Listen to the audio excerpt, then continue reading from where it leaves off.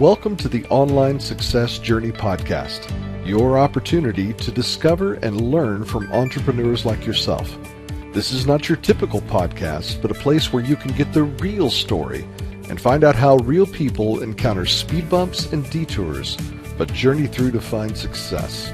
Now here's your host for the Online Success Journey Podcast, Patience. Hello everyone and welcome to Online Success Journey. This is episode 180. Are you ready to join the clan? Today we have Pareto Marshall, best-selling author, speaker, endorsed in Forbes and INC Magazine. Clients check his ability to integrate technology, sales, art, and psychology. His reinvention of the Pareto Principle is published in Harvard Business Review.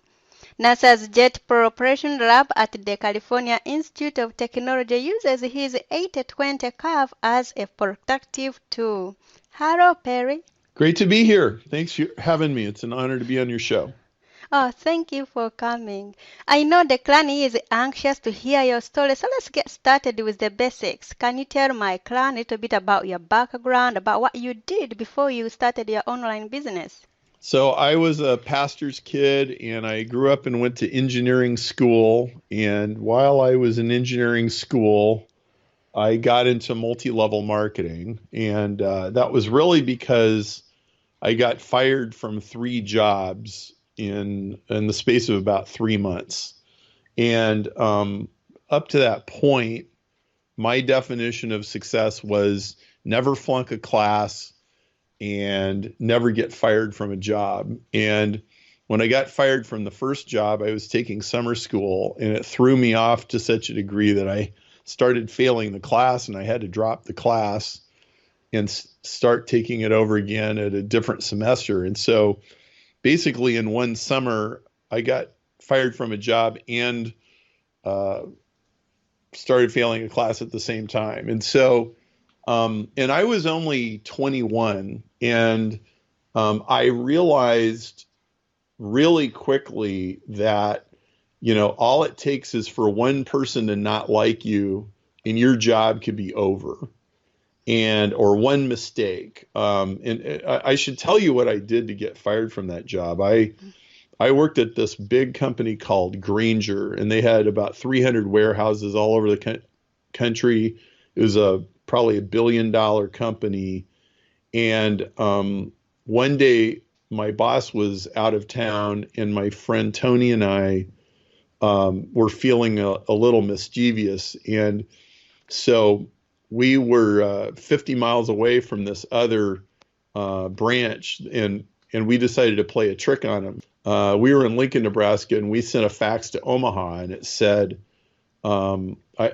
it said, "Dear branch managers," it was from the CEO of the company. It said, "Grainger stock has suddenly and inexplicably fallen from $63 a share to $17 a share, and we will be closing all branches effective Friday. We sincerely regret this recent turn of events, and we will make every effort to meet payroll for the current week." And we put it in the fax machine, and we press send. And then we waited for them to call us and say, "Ha ha ha, very funny." But they never did call us. And finally, after a long time, Tony couldn't stand it anymore. And he calls them up and he says, "Hey, did you get our fax?" And they go, "Oh, that was you? Oh, Brenda pulled that fax off the fax machine, and she started going into hysterics and calling all her relatives and saying, 'I've worked here for 12 years and I'm losing my job.'" And we didn't really know what to think. So we faxed it to Des Moines, and they didn't really know what to think. So they faxed it to Sioux City, Iowa, and they didn't really know what to think. So they faxed it to Fort Smith, Arkansas. And that was my first experience in electronic viral marketing in 1990. And so I got fired from that job. My boss came back the next day, and he thought it was sort of funny, but then he told his boss about it, who told his boss about it. And the higher up it went in the company, the less funny this thing was.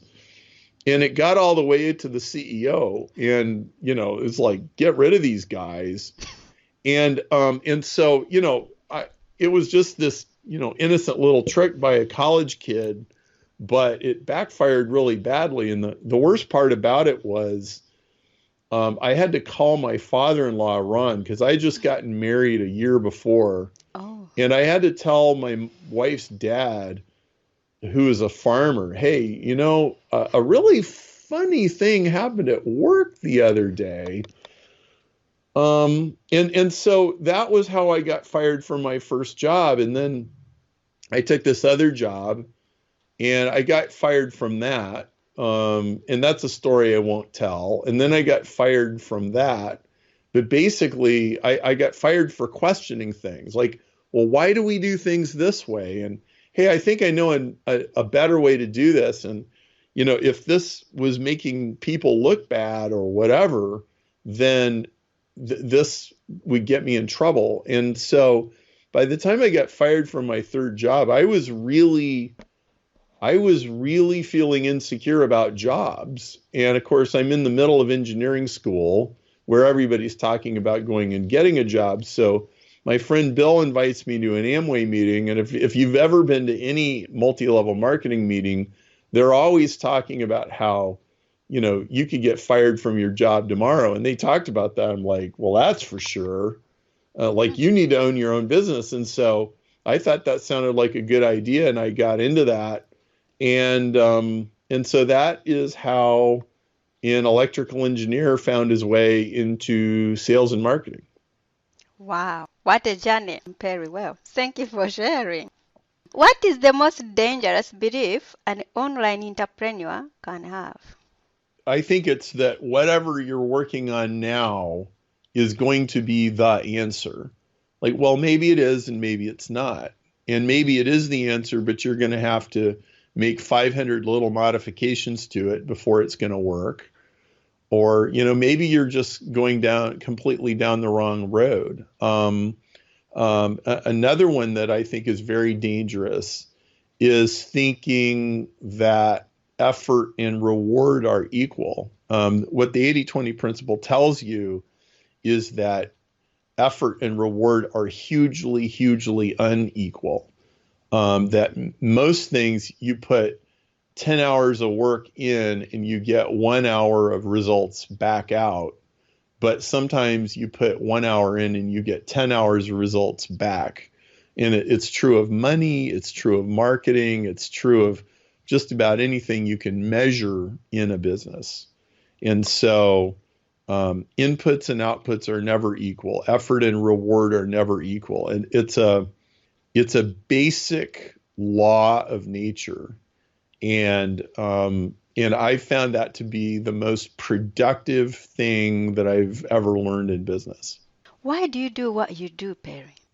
Well, I'm a teacher, and I like taking apart difficult, complicated things and making them simple and easy for regular people to understand. And the other thing I like about my business. Well, let me tell you another story. So you're from Uganda. Yes. I was in Kenya a few years ago, and I stopped and I visited a guy who ran an AIDS, like a foster care program for AIDS orphans. Mm-hmm. So kids who had lost both their parents because of AIDS. He was in the business of taking care of them. And so I went to see him, and he would go around to all these different people, and I would meet these people. And most of them were very poor, and some of them were sick. And it was really kind of depressing. And on the second day, I came back to see some more stuff, and I said, hey, George, have you ever heard of microloans? And he goes, yeah. He goes, we do those too. You want to see some of that? And I go, yeah, I'd like to see some of that. So he takes me to this village, and we walk into a cobbler shop where this guy fixes shoes. And there's this guy named Paul, And Paul, ironically, was crippled. And he's sitting on the floor fixing shoes, and he's got his crutches against the wall. And he's got customers in the store waiting for their turn. And I started talking to this guy through the translator, and I noticed something. What I noticed was almost everybody I had been talking to all day had been, they were very nice people, they were very friendly, but they looked worn out. And they kind of had this tired look in their eyes. And Paul did not have that tired, worn out look in his eyes. He was sharp, he was bright. It was like we looked at each other and our eyes met and we connected at some level. And I looked at this guy and I thought, okay, this guy is 100% alive. And I looked around at his cobbler shop and he's got customers and, you know, he's obviously keeping busy and doing his business. And I had a flashback. And in my flashback, I'm in Amway and I'm at some big coliseum where they're having a big rally and everybody's spraying sweet shot in the air and they're jumping up and down like we're going to be rich. And I thought, okay, so, you know, I didn't get rich doing that. And it was kind of a long, miserable road of failure. But you know what? It's like, Perry, what do you do for a living? Well, you teach people how to market their businesses. You help people start businesses and get them off the ground. And guess what, Perry? You know, this guy that you're talking to right now, he's an entrepreneur. And you just got done spending a day and a half seeing all these poor people in Africa with AIDS orphans and all these problems and stuff. And you know what? The only thing that's going to lift these people out of poverty is entrepreneurship. So non-government organizations aren't going to do it, and governments aren't going to do it, and churches aren't going to do it. Like, you can't have a church or a non-profit organization or a government without an entrepreneur, because you have to have somebody that goes out and starts something and makes money. And I realized, like, hey, you know, maybe jumping up and down and getting all excited about being an entrepreneur isn't so ridiculous after all. You know, maybe that is something that you should jump up and down about. And like, Perry, you teach entrepreneurs, like, you help this happen. And that's an important job. You know, my dad was a minister, and, you know, I thought my dad's job was a pretty important job. You know, he taught people a lot of important things, and he visited people in the hospital, and, you know, and he did weddings and funerals and all kinds of stuff like that. And, you know, that's a pretty important job. But, you know, it's like, Perry, your job is important too. And that's why I do what I do. Entrepreneurship matters a lot. Since you've been in business for a long time, you've been everywhere around the world speaking and best-selling author. Let's put man aside. How do you know you are successful? Well, you're successful when you're in the process of achieving a goal that matters and is worthwhile and is doing good in the world. And, you know, there's a lot of different ways to be successful. You know, Gandhi was successful, you know, doing what he did. And, you know, an entrepreneur, like, the definition of a business is having a customer that you can serve. Okay. If you can serve a successful customer and make a profit in the process, then that's a successful business. And then the question is, well, how big do you want to make this thing? And, you know, maybe you just need it to be big enough to feed your family, or maybe you want to be Jeff Bezos and build a big empire. Can anyone be an entrepreneur, or are some people more cut out for it than others? I think some people are more cut out for it. Here's something I found. You can't predict them in advance. What I can tell you is that the people who succeed as entrepreneurs, one of the most common beliefs that they have is they take more responsibility for things than most people. They take more responsibility for themselves, for their outcome. If there's they don't blame other people for their problems. Okay. So like you hire an employee and the employee makes a big, huge screw up. That's still at some level your fault.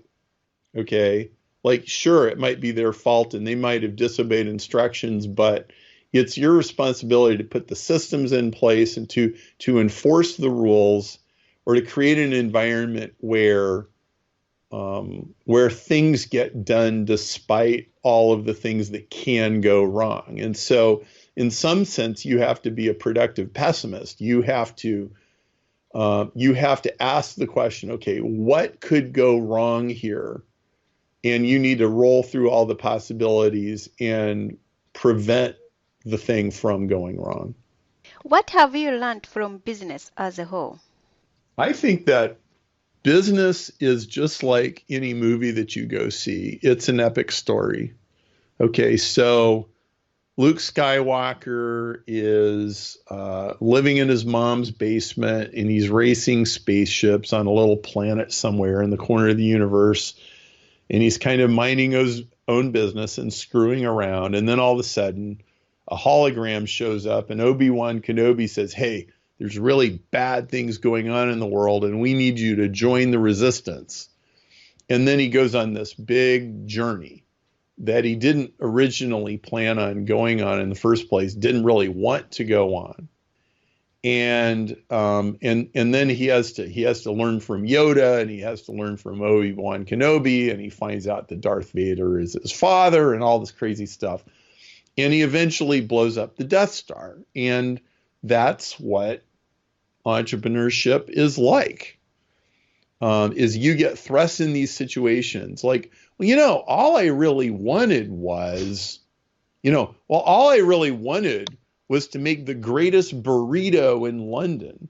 And look at all this stuff that I had to do just to sell my first burrito. Well, that's kind of how it is. Explain, what do you mean when you said stop thinking in averages? Okay, so everybody's gone to school and taken a test, and the teacher says, all right, the average on this test was 77. And 14 of you got C's, and 12 of you got B minus, and 10 of you got a B plus, and, and 4 of you got an A plus. All of us have done that. And we think in terms of, the average score on the test, and the average income, and the average size of a house, and the average cost of a house. But that is in business, that is almost never the most productive thing you can know. In business, the most productive thing that you can know is the outliers. Okay, so if you have a science test in school and there's 30 kids in the room, and the average is 77, the kids that did average on that test are probably not going to do science for a career. They're probably not going to go get a science degree. And what they do with their science, with science in their life, almost doesn't matter. But you know what? One kid in that class can do more science and will do more science than all the other 29 kids put together. And that's what the 80-20 rule is. Okay. So the 80-20 rule says that one kid will do more science experiments and get more science degrees and all of that than all the other ones. And there's one kid that you need to pay attention to. There's one kid whose science education really, really, really matters. And that is not how most people think. That is not how educational systems work. Most education systems are geared to the speed of the slowest kids in the class. And so the smartest and fastest kids of the class are bored, and they actually hate school and they hate learning. I remember that by the time I was about 15 years old, school had conditioned me to hate reading books because the teachers did a poor job of teaching what was in the books, and sometimes they assigned books that really weren't all that interesting. I actually really started developing my appetite for reading when I got into business, because that was how I was going to figure out how to not make all those stupid mistakes. What is one thing that has contributed to your success? One of the first things that happened to me, a major event in my life, was I started using Google ad platform for advertising very shortly after it came out. And so I was invited to speak at a seminar, and getting invited to that particular seminar turned out to be a really, really big deal. But there was something that happened before that. So I want to tell you this story. So I read Richard Koch's book, The 80-20 Principle, and it's a great book. And he mentioned one time in the book that 80-20 had a lot to do with chaos theory and fractals. And I knew a lot about chaos theory. Actually, everybody really ought to know a few things about chaos theory because it's extremely valuable in business. And I'll kind of get to this in a minute. Okay, I'll put some things together for you.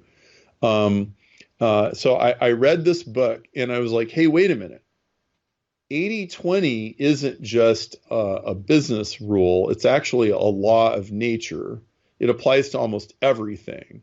So 20% of the roads have 80% of the cars, and 20% of your carpet has 80% of the dirt, because 80% of the walking is on 20% of your carpet. And 20% of your employees create 80% of your problems at your office, and so on.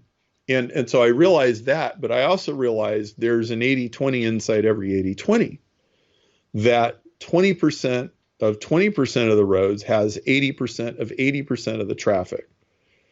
So that means 4% of the roads have 64% of the traffic, and 4% of your carpet has 64% of the dirt on it, and that it keeps going. So 1% of your carpet has half of the dirt.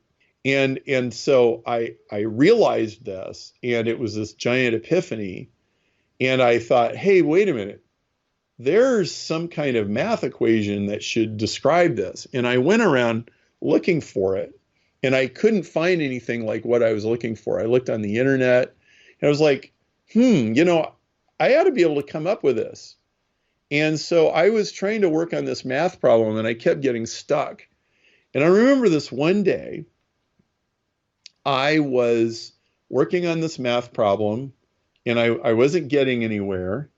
And I thought it would be very valuable if I could figure it out. And the other thing that happened that day was I had done a teleseminar, kind of like a webinar.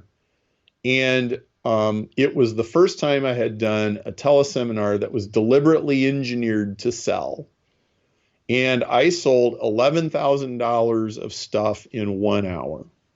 And I was astounded. That was a lot of money to me at the time. And I thought, wow, and I thought about this project in Mozambique. We keep talking about Africa in this podcast. My wife had been to Mozambique, and my brother-in-law ran this whole, a church, a school, a feeding program. And back then, Mozambique was the 18th poorest country in the world. And I thought, wow, I just made a lot of money. I wonder how I could use my business to help Mozambique. And so this one day, it was a Friday, and I was thinking about Mozambique, and I was thinking about 80-20 as a math problem. And 80-20 is this calculus problem. And I was just thinking about both of these things all day. And that night, we're having dinner, and my wife goes, hey, there's this music thing at church. Why don't you go to it, and I'll watch the kids? And so I went to it. And so I'm standing there and they're playing this music and I'm just in la la land and I'm thinking about calculus and I'm thinking about Mozambique and I'm just lost in my own world. And all of a sudden I look up and this lady is walking towards me and she's black. I've never seen her before in my life. I have no idea who she is. And she sticks out her hand and she shakes my hand and she says, "Hi, my name is Vivian and the Lord gave me a word for you." And I just looked at her like, wow, this should be interesting. And she says, "The Lord told me that you're very, very good at math and you're working on some kind of formula, some kind of equation, some kind of invention. And you're going to figure it out. You're going to figure it out. Just keep working on it." And I looked around. I was like, how many people in this room are working on a math problem right now? And I just thought, I got to be the only person in this room who's doing this. And she turns to walk away and then she spins around and she says, "Oh, and he told me something else too. You want to support missions and God is going to bless your business so you can support missions." And I just stared at her with my mouth open. And all I could manage to say was, "If only you knew." And she smiles at me and she points her finger in the air and she goes, "He knows." And she just walks away. And I stood there and I thought to myself, did that just happen? This lady I've never seen this lady in my life. She walks up to me, "You're working on a math problem. Keep working on it. God wants to support grow your business so you can support missions." She didn't even know that I had a business. And I thought, wow, that was a memo from the head office, if there ever was one. And well, so I went home and 3 months later, I went and spoke at a seminar and talked about Google AdWords. And I finished writing this book, which went on to become the world's best-selling book on internet advertising.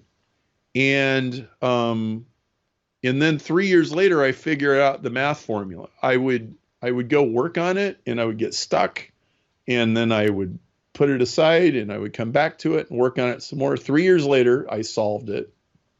And last June, that formula got published in Harvard Business Review, Italy.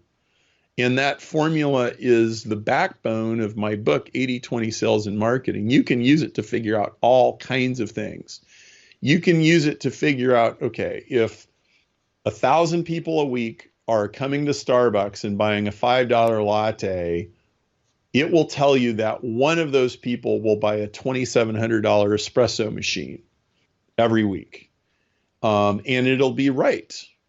Jet Propulsion Labs, which is owned by NASA at Caltech, uses it in their productivity courses. And I've got thousands of customers that have used this to figure out their pricing strategies and all kinds of stuff like that. And so, I believe that if I hadn't listened to my wife and gone to the music thing, and if Vivian hadn't shown up at that, and that, my career would have never happened the way that it did. And, there's a lot of things in life that you cannot explain by any kind of normal scientific analysis.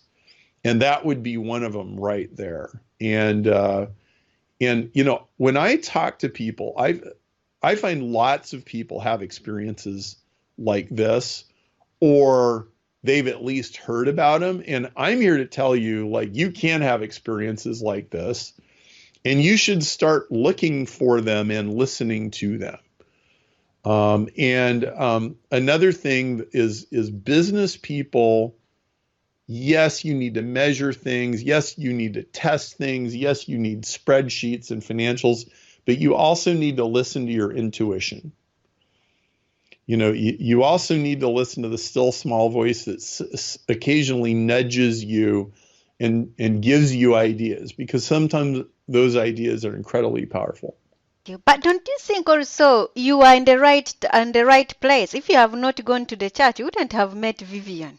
So I think maybe it's Right. also something you have to be in the right place or to meet something to make something happen. Well, yes, yes. And also, it's worth another thing that I think people should pay a lot more attention to is that um, the most interesting people and breakthroughs and innovations and meetings and connections come out at the edge of your network, not in the center of your network. So we had not been going to that church for terribly long. I didn't know that many people there. And Vivian was only there because one of the musicians had basically begged her to come and see him play. And she wouldn't have never been there um, for any other reason. And so, we were both at the edge of our network, and she, so she's sitting there, and all this is going on, and she looks at me, and she basically gets this message like, no, you need to go talk to that guy. Okay. Well, Vivian's one of my best friends now, and Vivian lives in a completely different world than I do. She's Black. She's from the west side of Chicago. She lives essentially in the inner city in a neighborhood that most white people would consider a ghetto. She runs in completely different circles than I do, but bringing Vivian into what we call Planet Perry has actually been one of the most productive things we've ever done. Sometimes she comes to our seminars, and we do these memos sessions where she does this for people, and we have webinars where we do stuff like this, and so a real huge key to innovation is bringing dissimilar worlds together. And if you need a business contact, or you're looking for a job, or you're looking for an employee or something like that, don't ask your closest friends. Ask the friends that you don't know very well, that you don't talk to very much, because they live in a different sphere than you. And that's a very powerful principle. In fact, Richard Koch wrote a whole book about that called Super Connect. Yeah, so there's a whole bunch of lessons in that little set of stories. Tell us about your book, 80/20 Sales Marketing. So I got this friend, John Paul Mendoza, and John was 17 years old, and he decided to drop out of high school and hitchhike to Las Vegas and become a professional gambler. And his mother was not happy about this, but he went anyway. And so 17-year-old kid, fake ID, goes to Las Vegas. He's spending all day in casinos, playing poker with people and trying to win money. And he found this was quite a bit harder than he thought it was going to be. And so he went to a gambling bookstore, and he's looking for ideas on how to improve his game.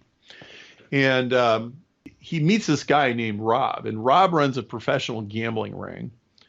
And they get to talking, and John says, so do you think you could teach me how to do what you do? And he says, well, for a percentage of your winnings, I could teach you what we do. And John thought that sounded like a good idea, so he shook on it. And as soon as they had a deal, Rob goes, jump in the Jeep, John, we're going for a ride. And so they get in the Jeep, and they're going down the highway, and John says, okay, so how do I win more poker games? And Rob says, the way you win poker games is you play people who are going to lose. And those people are called marks. You want the guy who got $5,000 of inheritance from his grandmother, and he just came to lost wages to try his luck, from Wichita, Kansas. And John goes, okay, so where do I find that guy? And he goes, here, I'll show you. And he pulls into a parking lot, and he takes John into a strip club. And in the strip club, there's all kinds of distractions, and there's women and loud music and bikers and people drinking. And Rob sits down at this table, and Rob carried a sawed-off shotgun everywhere he went. Rob was not what most of us would consider a good guy, okay? Basically a professional criminal. And he pulls a sawed-off shotgun out of his jacket, and he holds it under the table, and he opens it up, and then he slams it shut. So it goes, and he racks the shotgun, which is what they call that. And even though it was really loud in there and there was lots of stuff going on, lots of distractions, there was a few guys who heard that noise, and they turned around. They're like, hey, what was that? Who did that? And the owner comes to the table, and he goes, hey, what's going on over here? And Rob says to the owner, don't worry about us. I'm just teaching the lad a lesson. Not going to cause any trouble here. And then Rob says to John, did you see those biker dudes who turned around when they heard that noise? And John goes, yeah. And he says, don't play poker with them because they're not marks. Play poker with everybody else. Now, that is what I call rack the shotgun in the book 80-20 Sales and Marketing. And everything you do in marketing is racking the shotgun. So you send an email. Some people open it, some people don't. Some people click on it, some people don't. Some people sign up for the offer, some people don't. Some people buy the stuff, some people don't. Every one of those steps is racking the shotgun. And if you're going to be successful in marketing, you need to A, rack the shotgun without fear or intimidation, and you need to accept whatever the results are. You know, maybe everybody will turn, and maybe they'll pay attention to you, and maybe they won't. You just need to do it anyway. You need to get to the truth right away. If you're going to fail, you need to fail as fast as you can and move on to something else. You also need to pay extra attention to the people who respond, and then rack the shotgun again, and then rack the shotgun again, and narrow down to the few who are actually going to listen to you and spend a lot of money. And you need to ignore the many who don't turn their head. And what most people do is they pay attention to the people who don't pay attention, and then they go and they try to yell harder at those people. Well, no, that's backwards. What you do is you pay attention to the people who paid attention to you, and you dial in your approach to meet exactly what it is that they want. And you sell them something else, and you sell them something else.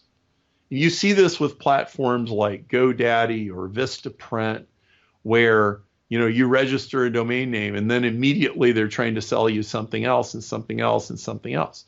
What they're doing is racking the shotgun, and they're going, okay, so this person bought once. Are they going to buy again? Are they going to buy again? Are they going to buy again? Now, as a customer, you might think this is annoying, and it is. But from the business side, it works really well. And Zig Ziglar used to have this phrase, timid salesmen have skinny kids. And if you're afraid to rack the shotgun, you're going to be the timid salesman with skinny kids. And that's what my book, 80-20 Sales and Marketing, is all about. And it's how to apply the numbers of 80-20 to actually figure out, okay, so if you are selling $5 lattes, how many $20 CDs are you going to sell? How many $250 espresso machines are you going to sell? How many $10,000 espresso machines are you going to sell? And it will tell you. Okay, where do we find this book, and how can we get in connect with you? If you go to sell8020.com, SELL8020.com, you will find 80-20 Sales and Marketing for $7 in the U.S. or $14 outside the U.S., including postage. It's a penny plus shipping. So shipping is $6.99 or $13.99. So it's less money than it is on Amazon. We give you some extra videos on top of that. And you can really study how we sell, what we sell, how we do our upsells, what happens to you next, what happens to you next. You'll learn a lot about online marketing just from watching what I do when you buy this book. And sell8020.com, SELL8020.com. So, Glenn, there will be more from Perry in a moment. If you are listening on one of the many podcasting platforms rather than my website and you are encouraged by Perry's journey, go to onlinesuccessjourney.com for a bonus portion of the interview. The Online Success Journey is a wonderful membership community built for people searching for the path to success. We are one big clan and you can be part of this community for free. Once you have joined the clan, click on Part 2 of Perry's journey or over 150 other journeys that are available and learn how you can find the right path for your own online success journey. That's a wrap, clan. Remember, success is a journey. Patience and Perry. This is not the end of the journey. We hope you've enjoyed listening to Part 1 and want to be sure you know there is a second part to this and every journey podcast at onlinesuccessjourney.com, filled with even more success tips, uplifting stories, and even a bit of fun. There are dozens of episodes only available to the members of the Online Success Journey clan. Check out the website and click on Join the Clan for more information. Patience would like to thank you for listening to this podcast, and she has a free audio gift for you at her website. Go to onlinesuccessjourney.com for instant access to this gift. Of course, you know that listening to the journeys of others helps each of us chart our own path. So make sure you're subscribed to be notified as each new interview is posted. There are so many ways to stay connected to the Online Success Journey and to listen in. And if you're enjoying the podcast, we appreciate your help in telling others. One of the best ways to share the benefit you get is to rate and review it at Stitcher and other sites by clicking the stars or completing the ratings form, by clicking thumbs up and leaving a comment on YouTube, or liking and sharing the podcast on social media. To review the podcast within iTunes, simply open iTunes to the podcast, click on Ratings and Reviews, then write a review. On behalf of Patience, and until next time, thanks once more for listening. It is our hope that this podcast will guide you on your own online success journey.